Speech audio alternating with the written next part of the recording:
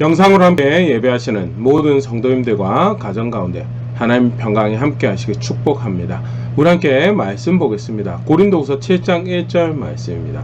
고린도후서 7장 1절 말씀 우리 함께 읽겠습니다.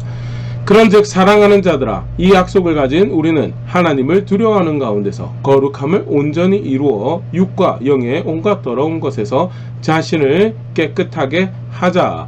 아멘. 사도 바울이 고린도 교회에 편지하면서 교회가 성도가 살아내야 돼 신앙의 중요한 모습 핵심적으로 또 짧게 한 문장에 요약해서 소개하고 있는 그런 말씀인데요. 오늘 고린도후서 함께 생각해 보도록 하겠습니다. 고린도 교회에 보내는 두 편지가 성경에 기록되어 있죠. 하나가 첫 번째가 고린도전서고 두 번째 고린도후서로 그렇게 알려져 있는데요. 그 편지를 받아드는 고린도 교회는요, 바울이 2차 전도여행 때 세운 교회로 그렇게 알려져 있습니다. 드로아에서 마게도니아 사람의 환상을 보고 마게도니아로 본래 계획하고 있던 아시아가 아니라 마게도니아로 건너가 사역을 하게 되고요. 여정이 아가야 지구로 이어지게 되고 아덴에 이어서 방문했던 도시가 고린도죠. 고린도에서 한 1년 6개월 정도 머물면서 고린도 교회가 세워집니다.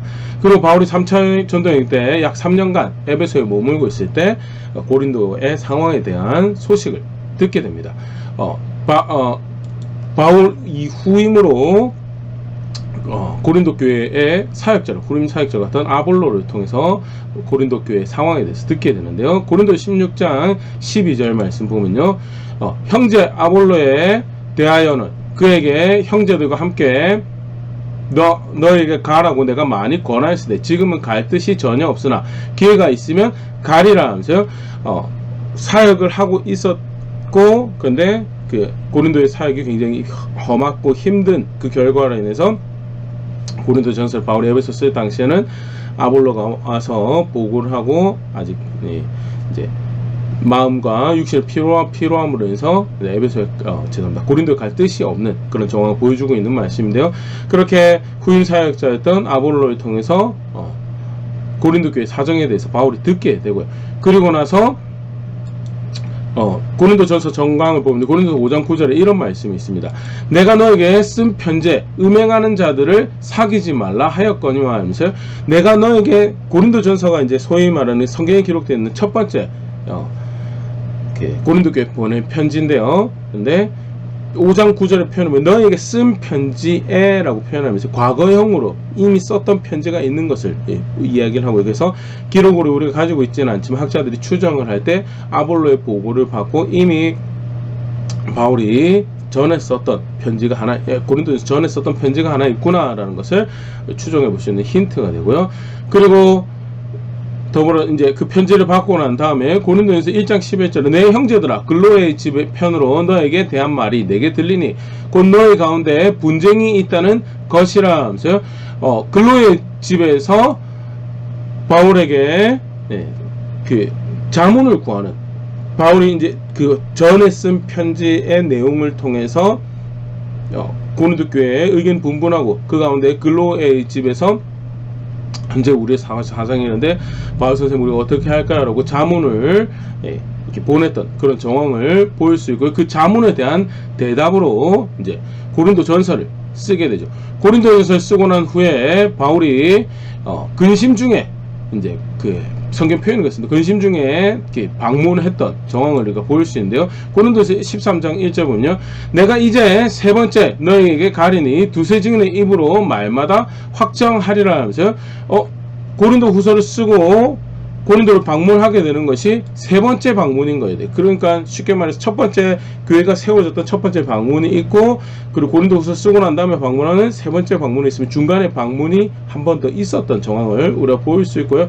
구체적인 그 정황을 기록하고 있는 분명한 성경은 없지만요, 고린도 후서에 이제 그가 방문했었던 정황으로 읽을 수가 있죠. 그것이 13장 1절에 후서 쓰고 난 다음에 세 번째 방문이 있을 거라는 것부터 해서요. 사실은 이제 고린도 전서를 쓰면서 방문할 계획을 이미 언급했던 정황도 이렇게 보일 수 있습니다. 고린도 16장 5절 내가 마게도나를 지날 터이니 마게도나를 지난 후에 너에게 가서 하면서, 이게 이제 3차 전도행이 여정이 펼쳐지는 이 여정 루트였죠. 그래서 에베소에 있다가 고린도 전서를 쓰고 이제 마게도냐로 향해 가서 마게도냐를 거쳐서 이제 아가야 지역을 내려서 고린도로 방문을 하게 되는데요. 이제 그런 원래 계획 앞서서 고린도를 잠시 방문할 수 있는 기회가 있었던 것으로 보이고요. 바울은 그걸 그렇게 표현합니다. 아까 좀 전에 이야기 드렸던 것처럼요. 근심하는 중에 방문하게 된 방문이었다. 고린도후서 2장 1절 보면요. 내가 다시는 너에게 근심 중에 나아가지 아니하기로 스스로 결심하였노니 이러면서 방문은 하긴 하였는데 바울의 표현으로 볼 때 가서 바로 잡지 못했던 문제가 바울의 조언을 교회가 받아들이지 않는 상황이 펼쳐졌습니다. 고린도서 13장 2절에는 이렇게 표현하고 있는데요. 내가 이미 말하였거니와 지금 떠나 있으나 두 번째 대면하였을 때와 같이 전에 죄 지은 자들과 그 남은 모든 자들에게 미리 말하노니 내가 다시 가면 용서하지 아니하리라. 두 번째 방문했을 때 죄 지은 자들이 있었고 남은 자들이 있었고 그런 가운데 사실 큰 이제 갈등이 있었던 거예요. 바울이 방문해서 고린도전서 내용을 우리가 지난주 간단히 살펴봤지만요. 다양한 문제들이 있었습니다. 자기가 소위 지혜가 있다고 하면서 그 지혜를 토대 자기들이 뭔가를 안다라고 한 그 근간에 어떤 새로운 영적인 이해를 바울이 가르친 거 말고 다른 영적인 이해를 영성을 경건을 살아간다고 하는데 실제로 바울이 볼 때는 복음을 떠나버린 모습이었고요. 문제가 있다라고 돌아와야 된다고 이게 복음에 의한 삶이다라고 고린도전서 쭉 이야기를 하죠. 그리고 실제 두 번째 방문 고린도전서 쓰고 난 다음에 잠깐 방문한 동안에 거기에 대해서 다시 분명히 확증을 하였지만 받아들이지 않는 오히려 근심하는 만남이 되었던 정황을 우리가 보일 수 있고요. 고린도서 내용을 조금 더 보면요. 그 바울이 근심하게 된 그 배경에 고린도 교회에서 바울을 가르침과 바울에 대해서 대표적으로 주동하여서 대적한 사람이 있었던 정황도 볼 수 있는데 고린도후서 2장 5절 근심하게 한 자가 있었을지라도 나를 근심하게 한 것이 아니오 어느 정도 너희 모두를 근심하게 한 것이니 어느 정도로 하면 내가 너무 지나치게 말하지 아니하려 함이라 하면서 근심한 자라고 개인 복수의 단수를 일컬어지는 한 개인이 주동하는 무리가 있어 그를 따른 주동하는 한 사람이 있었고 그리고 그에 따른 무리가 있었고 그것이 교회를 흔들고 있었던 정황들도 이렇게 보일 수 있고요. 그리고 이제 고린도후서에서도 대표적인 그런 정황을 이렇게 조금 더 보일 수 있는데 뭐가 그러면 한 사람이 책동을 해서 교회를 분쟁 가운데 갈등 가운데 몰아넣었는가라고 할 때 그 다음에 우리가 보일 수 있는 내용을 고린도후서 12장 11절 보면요. 내가 어리석은 자가 되었으나 너희가 억지로 시킨 것이니 나는 너에게 칭찬을 받아야 마땅하도다. 내가 아무것도 아니라 지극히 크다는 사도들보다 조금도 부족하지 아니하니라. 바울의 사도성에 대해서 부정하는 바울의 사도성에 대해서 그가 물론 교회를 세우기도 하고 우리에게 많은 유익을 끼쳤으나 과연 그가 우리에게 지속적으로 이렇게 영향을 끼칠 만한 인물이 되는가? 그가 무슨 권위로 어떤 후원 가운데 어떤 선택 가운데 그가 우리에게 이런 영향을 미치는가에 대해서 전혀 그렇지 않은 다른 우리가 신뢰할 만한 사도들이 있다, 다른 선생들이 있다라고 하는 소위 바울의 사도성을 부인하는 그런 정황이 있었던 것을 우리가 보일 수 있고요. 바울이 그런 근심하는 방문 이후에 근심하게 하는 편지를 이제 씁니다. 그것도 이제 고린도후서 앞에 보면 고린도후서 7장 8절 말씀 보면요. 그러므로 내가 편지로 너희를 근심하게 한 것을 후회하였으나 지금은 후회하지 아니함은 그 편지가 잠시로 너희를 잠시만 근심하게 한 줄을 알며 고린도후서 쓰기 전에 근심하게 하는 편지, 근심하는 방문이 있었고 그 이후에 근심하게 하는 편지를 썼던 그래서 굉장히 이렇게 좀 뼈아픈 조언과 권면을 했던 편지가 있었던 것. 현재 우리가 가지고 있지는 않죠. 그런 편지가 있었던 정황을 우리가 보일 수 있고요. 그리고 나서 바울이 에베소를 떠나게 됩니다. 에베소를 떠나서 마게도냐로 향하게 되는 그런 여정을 가게 되고요. 그래서 이제 뼈아픈 편지를 받은 고린도 교회가 어떤 반응을 보였는지 바울이 정보가 없는 상황이죠. 염려하고 걱정하는 가운데 마게도냐에 가서 디도의 보고를 받게 됩니다. 고린도 방문했던 디도가 들고 오는 소식을 듣게 되고요. 그러나 낙심한 자들을 위로하시는 하나님이 디도가 오므로 우리를 위로하셨으니 고린도후서 7장에 이제 디도가 방문했던 정황을 자세하게 소개를 하고 있는데요. 요지는 아픈 만남이 있었던 근심하게 하는 방문이 있었지만, 근심 중에 나간 방문이 있었지만 근심하게 하는 편지를 받고 고린도 교회가 이제 돌이키는 그런 과정 가운데 있음에 대해서 여전히 고린도서 정황을 볼 때 여전히 갈등을 야기하는 무리들이 아직 남아있는 정황도 우리가 보일 수 있죠. 그러나 이제 교회의 메인 핵심 구성원들 또 그렇게 함께 신앙생활하는 부류들이 바울의 가르침을 따라서 돌이켜야 될 자리에서 돌이키고, 아까 잠깐 언급했던 근심하게 하는 자에 대해서 실제로 이렇게 징계하는 그런 과정 가운데 이렇게 이제 바울이 고린도후서에 편지하면서 그 사람에 대해서 이제 분명히 죄는 죄고 악인 악이라고 하지만 이제 용서하는, 실제 제대로 뉘우친다면 용서하는 그런 과정을 밟기를 바란 그런 이야기들이 실려있던, 그게 이제 고린도후서를 받기 전에 이 교회의 모습이었고요. 바울이 디도를 통해서 소식을 받고 난 후에 이 갈등이 원활하게 이제 이렇게 봉합이 되어지는 그런 정황에서 거기에 대해서 위로의 편지와 더불어서 여전히 남아있는 갈등의 요소에 대해서 마무리를 하는 편지로 기록하고 있는 것이 이제 고린도후서고요.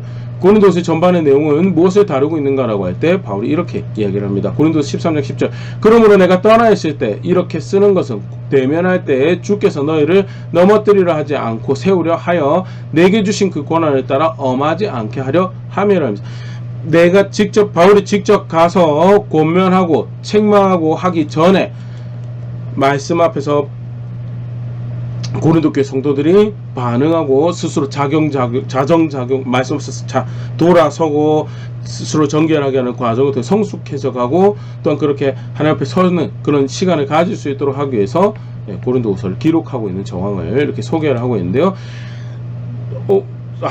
참 녹록하지 않는 고린도 교회와 바울의 관계, 또 그 가운데 벌어졌던 사건들을 사실 이제 엿볼 수 있는 책이 사실 고린도전서, 고린도후서인 걸 볼 수 있고, 조금 이제 고린도후서 내용을 이제 들어가 보겠습니다.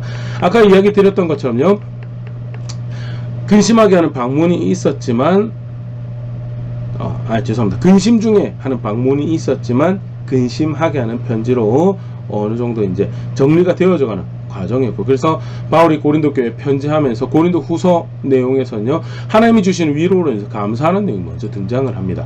고린도서 1장 3절 4절 말씀 보면요, 찬송하리로다. 그는 우리 주 예수 그리스도의 하나님이시오 자비의 아버지시오 모든 위로의 하나님이시며, 우리의 모든 환난 중에서 우리를 위로하사 우리로 하여금 하나님께 받는 위로로서 모든 환난 중에 있는 자들을 능히 위로하게 하시는 이시로다.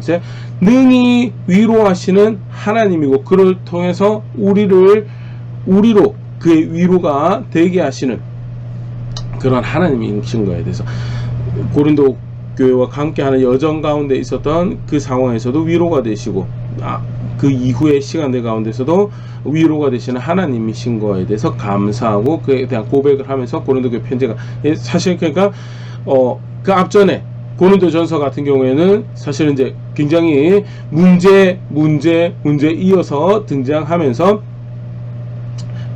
이렇게 권책과 또 권면과 도전 격려, 이것이 계속 반복이 되었다면 위로와 또 이렇게 조금 더 분위기가 이렇게 부드러워진 정황들을 좀 읽을 수 있는 고린도 후서 전반부 내용이지, 1장에서부터 7장까지의 내용이 사실 그런 내용으로 보일 수 있는데요. 그런 가운데서도 이렇게 보면 적극적으로 바울이 자신이 해왔던 사역에 대해서 변호하는 정황을 우리가 읽을 수 있습니다. 대표적으로 몇 말씀 보면요, 고린도 후서 2장 14절 15절 말씀 보면요, 항상 우리를 그리스도 안에서 이기게 하시고 우리로 말미암아 각 처에서 그리스도를 아는 냄새를 나타내시는 하나님께 감사하노라. 우리는 구원받는 자에게나 망하는 자에게나 하나님 앞에서 그리스도의 향기네요. 바울이 스스로의 사역을 뭐라고 고백하냐면 그리스도를 아는 냄새를 나타낸다. 그게 바울이 사도로서 보내심을 받은 자로 사역하는 그것을 비유적으로 표현한 거죠. 그리스도를 아는 냄새를 나타내고 그리스도의 향기라라고 스스로를 소개하고 있는 우리의 사역이 그랬대. 고린도 교회 너희네 마찬가지, 너희 나가서도 한 사역은 결국 예수 그리스도를 우리가 어떻게 아는지를 드러내는 모습이었다. 그러면서 고린도서 4장 10절에는요, 우리가 항상 예수의 죽음을 몸에 짊어지면 예수의 생명이 또한 우리 몸에 나타나게 하려 함이라면서요. 바울이 수고하고 애쓰는 모든 모습 가운데 그가 포커스를 맞추고 하는 것은 예수님의 죽음에 대해 하는 말씀 앞에서 스스로를 부인하고 누릴 수 있는 모든 권리와 거기에 대한 열망을 하는 말씀 앞에 놓고 하는 무엇을 기뻐하시는지, 부르신 주인이 무엇을 기뻐하시는지 그것을 이루는 것이 초점을 맞춰줘요. 그걸 그 표현을 예수의 죽음이 몸에 짊어진다라고. 그것이 나와 우리의 사역, 사도의 사역이었다는 거예요. 하나 더 보면 고린도후서 5장 20절에 이런 표현이 또 등장을 합니다. 그러므로 우리가 그리스도를 대신하여 사신이 되어 하나님이 우리를 통하여 너희를 권면하는 것 하시는 것 같이 그리스도를 대신하여 간청하노니 너희는 하나님과 화목하라 하면서요. 그리스도의 사신이 되어서 또 다른 표현을 보면 그리스도의 종이라는 표현도 사용하는데요. 그리스도의 사신이 되어서 그리스도의 종이 되어서 그리스도의 어떠함을, 그리스도가 바라는 어떠함을 너에게 권면한다라는 거예요. 그 나의 사역이고 우리의 사역이었다는 거예요. 반복적으로 이렇게 자신의 사역이 절대 사람의 영광이나 사람의 기쁨, 자신의 어떤 영광이나 기쁨을 위해서 했던 사역이 아닌 것을 이렇게 변증을 하면서요. 고린도후서 편지 내용이 이렇게 진행했는데 7장까지 아까 제가 얘기했던 고린도서 7장에 디도가 전달해주는 위로의 소식. 고린도 교회가 이렇게 바울의 가르침 가운데 전환을 하고 있는, 돌이키는 과정 중에 있고 회개하는 그런 과정 가운데 있음에 대해서 그래서 훨씬 더 부드러운 자세로 동시에 내가 예수 그리스도의 사신이 되어서 어떻게 해서든 그를 드러내고 그의 죽음에 참여하는 그런 사역을 감당하였던 것이 나의 사역이었다라고 그렇게 변호를 하죠. 변호를 하고 고백을 하고요. 그러면서 8장 9장에는 고린도 교회가 가지고 있어 조금 또 다른 문제에 대해서 이야기를 하는데 그게 이제 뭐였냐면 헌금에 관련돼 있어요. 상대적으로 성경에 기록될 그 당시에 이 예루살렘은요, 가뭄이나 여러 가지 자연적인 어려움으로 인해서 빈곤하고 궁핍한 도움이, 특별히 이제 예루살렘 교회가 도움이 많이 필요한 상황 가운데서요. 그 갈라디아서도 그렇고 빌립보서도 그렇고 바울이 헌금에 대한 그 칭찬과 더불어서 또 요청을 하는 그런 정황들을 이렇게 보일 수가 있는데요. 고린도 교회도 사실 그런 요청을 하죠. 그런데 고린도 교회가 실제로 이제 바울의 권위에 대해서 도전하고 이런 문제들이 발생하면서 실제 거기에 대해서 움직임을 실제 만들지는 않았던 그런 정황이 보여주고, 그래서 바울이 내가 너네도 이렇게 신앙 가운데서 한다고 이미 다른 교회들한테 이야기를 했는데 만약에 나랑 마게도니아 사람들이 함께 가서 너희가 움직이지 않았던 정황을 보면 너희가 부끄러울 수 있으니 내가 방문하기 전에 연보를 하여서 가난한 자를 구제할 수 있도록 너의 헌신을 이렇게 촉구하고 또 격려하는 그런 말씀이 기록이 되어 있는데요. 이 사실은 단순히 물질적 구호 또 구제 그런 수준으로 보일 수 있지만 바울이 고린도 교회에 접근하는 이 모습을 보면요, 단순한 그런 문제가 아니었던 정황을 볼 수 있고, 고린도서 8장 9절 말씀 보면요, 우리 주 예수 그리스도의 은혜를 너희가 알거니와 부요하신 이로써 너희를 위하여 가난하게 되시면 그의 가난함으로 말미암아 우리를 부요하게 하려 하심이라면서요. 받은 구원이, 우리가 받은 거 어떤 구원을 받았는 줄 아냐?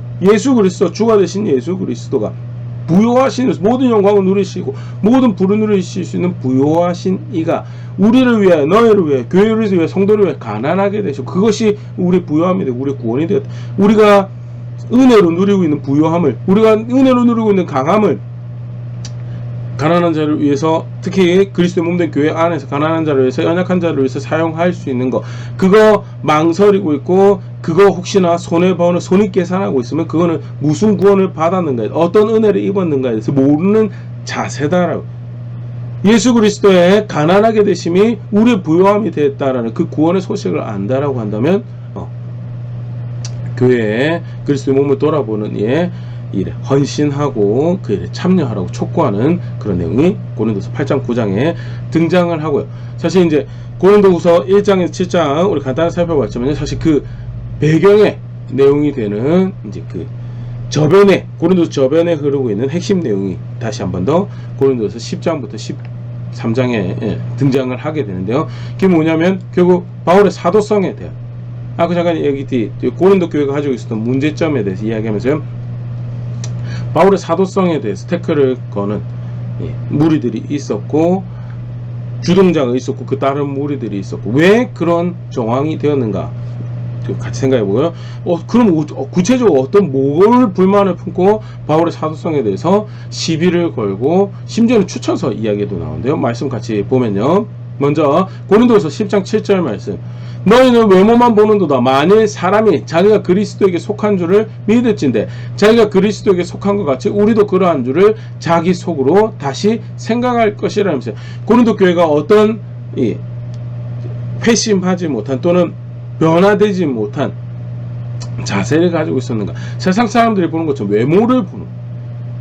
외모를 봐서 바울이 그 당시 고린도 교회에 영향을 미치던 다른 선생들에 비해서 외모로도 그렇게 훌륭하지 못했던 그런 정황들도 보일 수 있고요.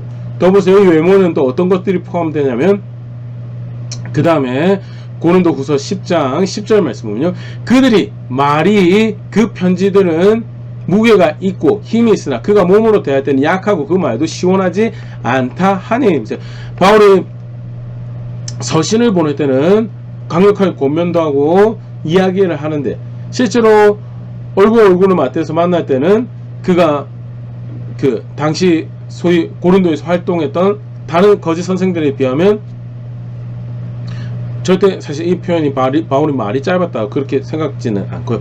바울 편지만 보더라도 기본적으로 그가 문장을 구사할 수 있는 능력들이나 이런 것도 우리가 보일 수 있어요. 그러나 당대 그리스 로마 수사학을 능통하게 사실 뭐 우리가 간단히 예로 봤지만 아볼로 거짓 선생은 아니지만 아볼로 같은 경우도 소개할 때 말에 능통한 자라라고 그렇게 소개. 그리스 로마 세계에 말에 능통한 그런 자들에 비하면 그리고 성도라고 하면서 기독교 선생이라고 하면서 말이 능통한 거짓 선생들에 비하면 바울의 말이 시원찮았던 그런 정황을 보일 수 있고요. 그렇기 때문에 외모도 좀 후줄근한데 말도 시원찮아서 정말 저가 우리에게 있어서 우리 신앙의 영적인 유익에 있어서 권위를 가지는 책임을 가지는 참된 스승이 될 수 있느냐라는 거에 대해서 시비를 거는 거죠. 또 어떤 모습의 시비를 거냐면 고린도서 1장 11장 9절 말씀 보면요. 또 내가 너희와 함께 있을 때 비용이 부족하였으되 아무에게도 누를 끼치지 아니하였으면 마게도냐에서 온 형제들이 나의 부족한 것을 보충하였음이라. 내가 모든 일에 너에게 폐를 끼치지 않기 위하여 스스로 조심하였고 또 조심하리라 하면서 바울이 고린도 교회에서 사역을 할 때 그 고린도 교회 성도들에게 재정적인 후원을 받지 않습니다. 재정적인 원조도 받지 않고요. 분명히 받을 수 있는 자격 권리가 있다라는 것을 표현을 하죠. 그럼에도 불구하고 내가 그렇게 왜 덕을 끼치기 위해서 그래서 직접 본인이 일을 해서 비용을 충당을 하고 마게도냐에서 데살로니가 교회나 또는 빌립보 교회 후원을 통해서 아가야 지역에서 고린도 교회에서 이제 사역을 했던 정황을 보일 수 있고 좀 전에 읽었던 말씀 분명히 표현 내가 모든 일에 너에게 폐를 끼치지 않기 위하여 스스로 조심하고 폐 끼치지 않게 덕을 쌓기 위해 분명히 권리가 있음에도 불구하고 폐를 덕을 쌓기 위해서 비용을 받지 않았는데 궁핍 파물로 인해서 참된 스승이 안 될 것 같은 진정한 권위를 가진 사도가 되지 않는 것 또는 재정적인 요구를 하지 않았던 부분에서 진정한 선생이 되지 않는 것 같다라는 그런 이제 시비를 걸게 되는 거예요. 왜 소위 말하는 육신적으로 강력해 보이는 뭔가 있는 것이 그게 선생이 될 모습이다라고 생각을 한 거죠. 굉장히 한없이 세속적인 것. 세속에서 가치를 부여하는 것들에 가치를 부여해서 복음을 안다라고 하는데 가난하게 되어져 아까 우리가 살펴봤죠. 가난하게 되어져서 복음을 받아들이는 백성들로 하여금 부하게 하시는 구원을 받은 게 우리 좀 있으면 이제 크리스마스가 되지만요 살펴보겠지만 예수님 헤롯의 왕궁에서 태어나지 않았죠. 바벨론 총독 관저에서 죄송합니다. 빌립보의 총독 관저에서 태어나지도 않으셨고요. 베들레헴 이름 성경에 기록되지 않습니다. 이름도 알지 못할 어떤 한 가정의 한 사람을 통해서 그것도 상징적인 모습으로 예수님께서 보여주시죠. 누울 자리가 없어서 구에 누이셨다는 겁니다. 한없이 가난해진 모습으로 오셔서 우리의 부유함이 우리의 구원이 되셨다는 것. 그런 구원을 받았고 바울은 거기에 입각해서 덕을 끼치기 위해서 최선을 다해 수고하는 그런 정황 가운데 있었는데, 세속적인 가치관으로 강함과 약함을 이야기하면서 저런 약한 존재는 우리의 선생이 될 자격이 없는 것 같다는, 심지어는 고린도 후서 3장 1절에 이런 상황도 등장을 합니다. 우리가 다시 자천하기 시작하겠느냐? 우리가 어찌 어떤 사람처럼 추천서를 너에게 붙이거나 혹은 너에게 받거나 할 필요가 있느냐라면서, 바울 당신이 우리의 선생이 되는데 추천서가 있습니까? 어떤 그런 정황을 그런 사람들이 있었던 것 같아요. 그리고 특히 소위 거짓 사도라 거짓 선생이라고 일컬어지는 사람 중에 예루살렘 교회에서 신실한 자인 척 속이고 추천서 받아가지고 바울이 개척한 교회에 와가지고 활동하면서 선생 노릇하고 권위자라고 화려한 언변으로 속이지만 사실은 바울이 가르치는 예수 그리스도의 복음을 부인하고 신학들을 부인하고 하는 그런 자들이 있었던 것 같고요. 야, 저런 사람들은 추천서 가져가서 화려한 언변으로 우리에게 설득력을 가지는데 바울은 정작 당신은 추천서에 있느냐라고, 우리가 보여줄 만한 그런 내용들이 있느냐라고 이야기하는 그런 정황들이 펼쳐지고, 사실은 한없이 안타까운 모습이고, 우리도 또한 경각심을 가져야 되는 모습으로 보일 수 있는, 세속적인 가치관에서 하나님 성경과 하나님 사역자를 대한다라고, 또 하나님 말씀을 대한다라고 한없이 이렇게 가할 수 있는 모습들에 대해서 너무나 안타까운 모습인데요. 바울이 거기에 대해서 결국 사실은 이제 이야기를 하면, 너네가 왜 그렇게까지 하느냐라고 할 때 결국 바울이 전한 복음을, 바울이 가르치는 내용을, 진리를 부정하기 위해서 그렇다라는 거예요. 고린도 후서 11장 4절 말씀 보면요, 만일 누가 가서 우리가 전파하지 아니한 다른 예수를 전파하거나 혹은 너희가 받지 아니한 다른 영을 받게 하거나 혹은 너희가 받지 아니한 다른 복음을 받게 할 때는 너희가 잘 용납하는구나.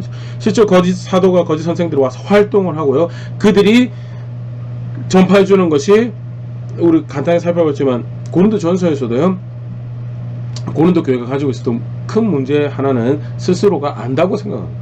스스로가 안다고 생각해서 이것이 경건한 것이고 이것이 영적인 것이고 이것이 거룩한 것이고 해서 성령의 은사에 대해서도 그릇된 이해를 쫓아, 성도 간의 교제에 대해서 그릇된 이해를 쫓아나오고, 사실 마찬가지죠. 우리가 선생에 대해서 우리가 안다라는 거예요. 선생은 이런 강점이 있어요. 그래서 우리가 의존할 수 있고 우리가 거기에서 어떤 유익들을 그렇게 할 때 우리는 흡족한 강점들이 있었는데, 바울 당신은 그렇지 않은 육신의 연약함도 있었고 말도 잘 못하고 가난하기까지 했었고 추천서라도 있느냐라고 이야기하는 그런 정황들이 펼쳐지는 거에 대해서 왜 그랬느냐, 왜 바울이 전해주는 복음을 받아들이냐. 고린도전서 내용들만 보더라도 사실은 그들이 옳다고 믿는 것들을 바울이 아니다, 복음에 의한 삶은 그것이 아니. 고린도후서 같은 경우에도 복음에 의한 삶은, 다시 우리 간단히 10장부터 지금 살펴보겠지만요, 외모를 소위 세속적으로 강하게 보이는 그런 가치를 부여하는 것들의 가치를 보이고 쫓아가는 것, 그걸 여전히 복이라고 생각하고 그걸 여전히 쫓아갈 거라고 생각하는 다른 예수를 전파하는데, 그거를 덥석덥석 덤벼무는 고린도 교회의 모습이, 그렇게 하고자 하니 바울의 이 진리가 자신들을 아프게 하고, 결국 그걸 아프게 안 만들려면 바울 네가 뭔데 우리가 그런 이야기를 하느냐라는 그런 정황이 펼쳐지는 것입니다.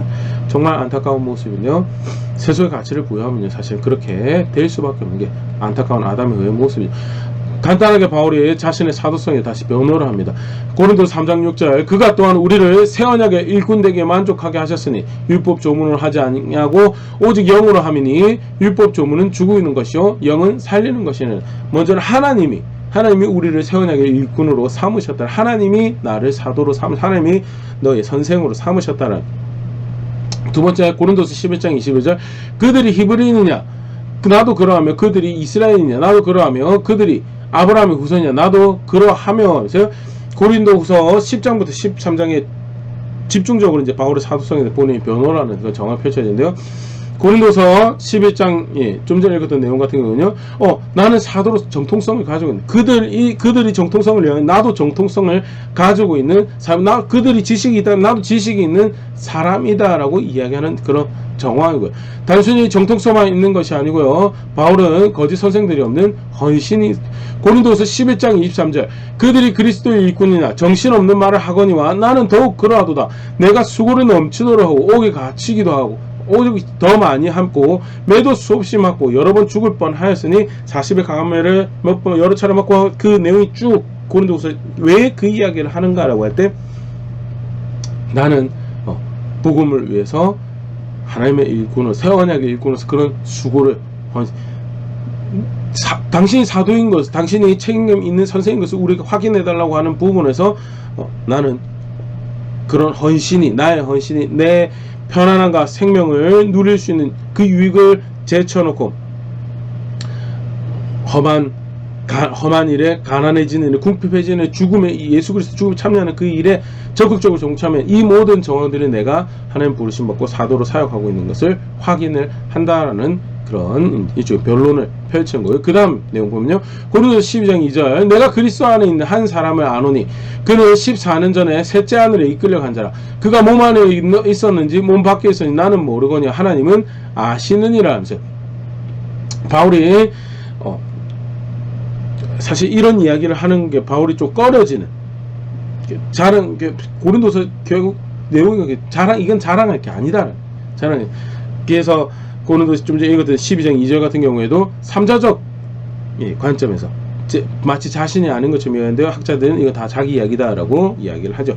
그래서 소위 말하는 삼층천에 가서 하늘의 놀라움을, 아름다움을, 그 영광을 환상 가운데 봤다라고, 소위 말하는 영적인 경험이 있다는, 그들 영적인 경험이 있다는, 나도 영적인 경험이, 나 이야기할 만한 그들보다 더한 격한 영적인 경험들이 있다라는 것을 변론으로 이야기하면서요, 결국 하나님 사역자인 거에 대해서 부인할 수 없는, 사실 이제 고린도서 내용에 이제 그런 부분들이 또 있죠. 너희가 그리스도의 편지다라고, 너희가 쉽게 말해 너희가 추천서다라. 어떻게 교회가 세워졌고 어떻게 하나님 백성 되었느냐에 대해서 내가 하나님의 인도하심을 따라서 가서 복음을 전했고, 그 결과 하나님께서 거기에 교회가 세워지는, 그리스도의 공동체가 세워지는 그런 일들을 하셨지 않느냐. 너희가 바로 그 추천서고 편지다라는 그런 내용도 이야기하게 되는 게, 내가 그런 사도다라고 확인을 고린도 교회에 다시 하면서요, 확인하라고, 확증하라고, 너희가 무엇 때문에 그렇게 자세를 가지고 있는지에 대해서 확증 돌아보고, 돌아서야 자리에서 돌아서야 돼. 아까 잠깐 이야기 드렸지만요, 어떻게 보면 고린도전서에 이어서 지속적으로 복음에 합당한 삶을, 복음에 합당한 신앙에 대해서 이야기하면서, 특별히 여전히 고린도 교회는 눈에 보이는 어떤 소위 세속적인 가치, 강함에 대해서 그런 것들이 있어야지 성숙한 거고, 그런 것들이 있어야지 마치 그리스도 안에서도 강함인 것처럼 이야기를 하는데, 아니더라. 오히려 그런 자들은 고린도 후서 11장 13절 14절에 그런 사람은 거짓 사도의 속이는 일꾼이니 자기를 그리스도의 사도로 가장하는 자들이라. 그럼 14절입니다. 이것은 이상한 일이 아니니라. 사탄도 자기를 광명의 천사로 가장하나니. 사탄도 하는 일이 뭐냐, 본인이 광명의 천사, 빛의 천사인 것처럼 가장한데, 사실은 이 사단의 대표적인 일이 미혹하는 거죠. 미혹해서 하와도 그렇게 속여서 결국 아담도 속여서 순종할 수 없는 자료. 그 고린도 교회 마찬가지입니다. 결국 그것이 무엇이 생명이 될 것처럼 속이고, 그것이 마치 강함이 될 것처럼, 그래서 내 인생을 유익하게 만들 것처럼 속이는, 아니다. 진짜 그리스도를 아는 자라면, 아까 잠깐 그런 고백으로 살펴봤었는데요, 그리스도의 가난해짐이, 그 가난해짐이 우리에게 무효함이 돼요. 그게 구원이 됐다는 걸 아는 거고, 그렇다면 그의 본을 쫓아서, 그가 보여주신 생명의 길을 쫓아서 걸어가는 자리에 나는 어떻게든 그 길 걸어가려고 했고, 그래서 덕을 끼치기 위해서 다른 교회에 후원을 받더라도 너에게 재정적인 요청을 하지 않으면서 교회를 세웠고 너를 돌보았던 거야. 내가 내 손으로 일해서 먹고 살려다 보니까 궁핍함을 경험하게 됐고, 그런 것들이 좋아서 물론 복음을 기뻐하고 예수님 기뻐하는 그 일에서 좋아서는 맞죠. 그러나 할 줄 몰라서 그런 게 아니고 더 가치 있게 여기는 거죠. 어떻게 해서든 예수 그리스도를 주로 알고 그의 본을 쫓아 살아가는 것이 그게 생명의 길인 것을 알기 때문에 고린도후서 12장 9절에 이렇게 이야기를 하는데요. 나에게 이르시기를 내 은혜가 족하도다. 이는 내 능력이 약한 데서 온전하여짐이라 하신지라. 그러므로 도리어 크게 기뻐함으로 나의 여러 약한 것들에 대해 자랑하리니 이는 그리스도의 능력이 내게 머물게 하려 함이라 하면서 바울이 육신의 질병이 있어서 이제 은혜를 구하죠. 한 3차례 정도 기도한 걸 정황으로 우리가 편지에서 보일 수 있는데요. 그런데 하나님께서 그 육신의 연약함의 치유가 하나님 뜻이 아닌 거에 대해서 이야기하면서 좀 전에 읽었던 말씀을 말씀하시던 거죠. 너의 약한 데서 온전하여지고 강해진다는 거에 대해서 그걸 만족한 거예요. 바울은. 그리고 크게 기뻐했다. 그러면서 나의 약한 것에 대해서 자랑하고 11절 동에는 나 약한 거 자랑한다. 사실 너희가 지금 어쩔 수 없어서 내가 어리석은 표현들로 나의 정통성을 이야기하고 나의 영적인 경험을 이야기하고 나의 헌신한 것들을 이야기하지만 사실은 나는 그거보다도 내 약함을 자랑하길 원하는 세속에 볼 때 약한 거죠. 쉽게 말해서 난 성격이 못 났습니다. 그러니까 어쩌겠습니까? 나 받아들이시오. 그걸 이야기하는 게 아니고요. 연약하여 그리스도의 본을 쫓아서 겸손하고 연약하고 또 화려한 언변을 자랑하기보다는 좀 어리석게 보여도 소위 말하는 클래식하고 복고스러운 예수 그리스도의 죽음과 부활에 대해서 전하여 주고 왜 그런 약한 모습을 취하냐? 내가 약한 그때의 그리스도의 능력이 내게 머무는 거고 나의 강함으로 하는 것이 아니고 어떻게 해서든 나는 예수 그리스도가 보여줬던 그 길 쫓아서 하나님 말씀 앞에 자신을 부인하고 바른 길 쫓아오고 그게 사실 그게 여기서 말하는 약한 것 그렇게 하는 걸 통해서 그리스도가 구원이고 그리스도가 생명이고 그리스도를 자랑하는 자리에 있길 원한다라는 것이 사실은 고린도 후서에서 대표적으로 이야기를 하는 거예요. 결국 그게 추구해야 되고 살아가야 되고 그게 아닌 다른 세속적인 것 쫓아서 아무리 강한 거 이야기하고 그게 사실은 그러면 결국 그 길 거짓으로 있고 왜 사단이 하던 짓이 그런 짓이죠. 약해 보이고 어리석은 미련해 보이더라도 예수 그리스도의 본을 쫓아서 어떻게 해서 그의 죽음을 나의 삶에 담아내고자 하는 그 자리가 그게 지혜고 그게 자랑하고 그게 강함이다라는 거예요. 어떤 성경보다도 그 바울의 그 고린도 교회와의 갈등 가운데 적나라하게 그것을 강조해서 보여주고 있는 성경이 고린도 후서인데요. 그래서 간단하게 살펴봤는데 말씀 앞에 다시 한번 돌아볼 수 있으면 좋을 것 같습니다. 예수 그리스도의 가난하여짐이 그렇게 해서 살해당하기까지 결핍과 가난함에 처한 그 선택과 그 희생이 그렇게 하나님 앞에서 하나님 뜻을 이뤄낸 삶이 결국 우리의 부요함이 우리의 구원이었다. 그 사실을 안다고 한다면 하나님 뜻을 쫓아서 가난해지는 걸 선택하고 약해지는 걸 선택하고 궁핍해져가는 것 권리가 없어서가 아니고 부활 내가 번 돈 내가 다 누릴 권리가 있다. 내가 그것으로 얻어낸 시간 내 거라서 내가 누릴 권리가 있다. 그리스도 안에 자유는 그렇게 사용하는 것이 아니다. 갈라디아 교회 편지하면서 그런 이야기를 했었죠. 그리스도 안에서 주신 부함은 그리스도 안에서 주시는 은혜로 누리게 하신 것들은 그 일을 위해서 주신 것 권리가 있지만 가치 있게 여기는 것이 그게 아니기 때문에 예수 그리스도가 어떻게 가르치셨고 사셨고 나를 어디로 초청하였는지를 분명히 보는 건데 가치를 보여야 되고 소중히 여겨야 될 것을 소중히 여기고 선택하는 것이 그게 신앙. 나는 어떻게 신앙을 고백하고 있는지 다시 보여줘. 세상 사는 것 마음이 연연할 게 많죠. 여러 가지 있습니다. 그러나 무엇이 정말 내가 자랑해야 될 것이고 강하다고 여기고 내 삶을 드리고 추구해야 될 것인가에 대해서 말씀을 다시 한번 더 분명히 할 수 있으면 좋을 것 같고 그리스도의 사랑이 강권하고 그 한 사람의 죽음이 모두의 생명이 되었던 그게 나의 구원의 길이고 나의 생명의 길입니다라는 것을 내가 그 사실을 알고 내가 그의 제자이고 내가 그의 교회입니다라는 고백들을 걸음걸음 담아내는 자리는 제가 될 수 있으면 좋을 것 같고 그렇게 함께 성숙해져가는 그런 교회 우리 될 수 있으면 좋을 것 같습니다.